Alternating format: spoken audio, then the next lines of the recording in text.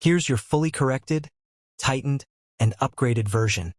With stronger credibility, smoother flow, no vague claims, and better authority tone. I fixed realism gaps, improved precision, reduced repetition, and strengthened the ending payoff. Hold up, before you scroll, look at this. A tiny coin, 10 cents. The United States, 1 dime. Most people wouldn't even bend down to pick it up. But here's something real. One version of this coin, the 1894 S. Barber dime, has sold for over $1.9 million at auction.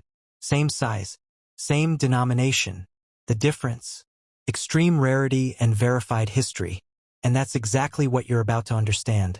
How a coin worth 10 cents can move into 6, even 7 figures, not through luck, but through specific measurable details.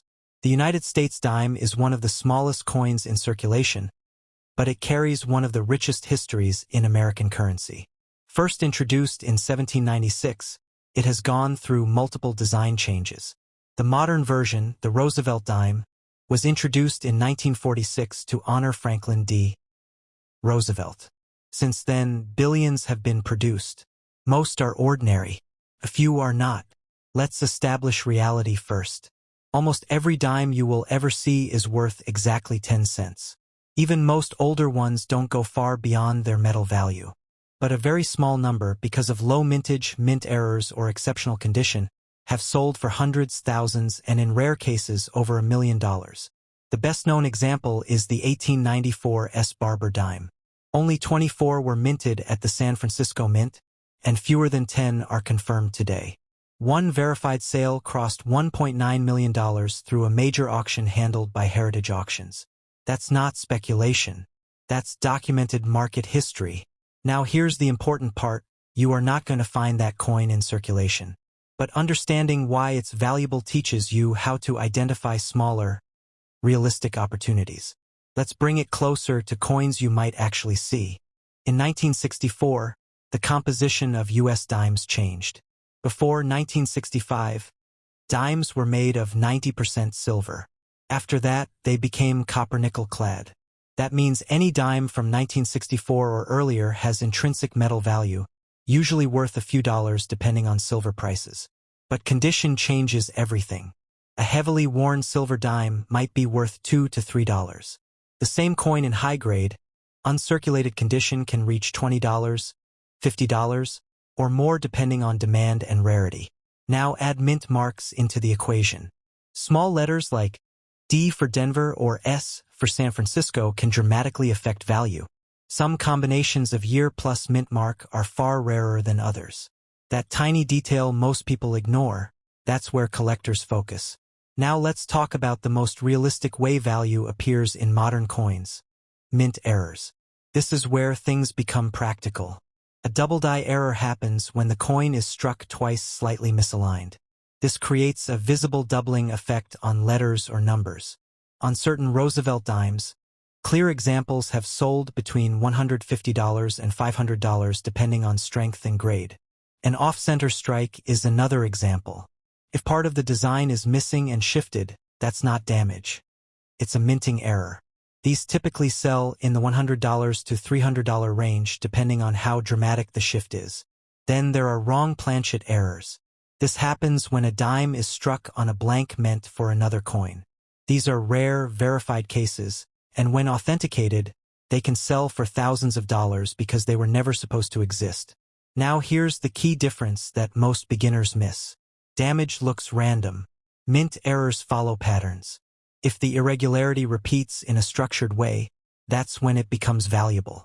This is where collectors separate themselves from casual observers. They don't guess. They verify. They focus on 3 things: rarity, condition, and demand. A rare coin in poor condition might not carry much value. But a rare coin in high-grade condition, what's called mint state, can multiply significantly. That's where grading becomes critical. Organizations like Professional Coin Grading Service and Numismatic Guarantee Company evaluate coins and assign grades such as MS-63, MS-65, MS-67, and higher. That number is not cosmetic, it directly affects price. The difference between MS-63 and MS 67 can turn a $50 coin into a $500 coin. And serious buyers don't rely on unverified claims. They rely on certification. That's why coins sold through platforms like heritage auctions are almost always graded. Without authentication, value drops immediately. Now let's make this simple and actionable. Take any dime you have. Start with the date. If it's 1964 or earlier, it's silver. Next, check the mint mark. Look for D or S near the date or on the reverse side depending on the design. Then use your phone camera. Zoom in. Look at the letters. Look at the numbers. You are checking for doubling, missing details, misalignment, unusual texture.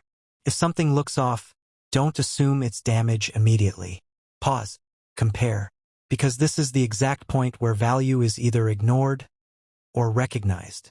You can also test weight and sound. Silver dimes have a sharper, higher-pitched ring compared to modern-clad coins. They also feel slightly heavier. Now let's reset expectations clearly. Almost every dime is worth 10 cents. Even most silver dimes stay within a small value range unless they are in exceptional condition or have a rare feature. This is not a lottery. This is observation. Collectors don't get lucky. They get precise. And that precision comes from checking small details consistently. There's also a reason valuable coins get missed. People expect value to look obvious, bigger, shinier, different. But coins don't work like that. The most valuable ones often look completely normal. That's why they circulate. That's why they get spent. And that's why collectors slow down and look closer. Over time, there have been real cases where valuable coins were unknowingly spent in everyday transactions. Not because people didn't care, but because they didn't know what to look for. And once a coin disappears into circulation, recovering it becomes nearly impossible. That's what makes this process interesting. Not the idea of instant money, but the idea that value exists quietly and only reveals itself to those who check. So the next time a dime lands in your hand, don't just see 10 cents. Flip it. Check the date. Zoom into the details. Because while most coins are exactly what they appear to be, a very small number are not. And sometimes, the difference between spending a coin and recognizing one comes down to a few seconds of attention.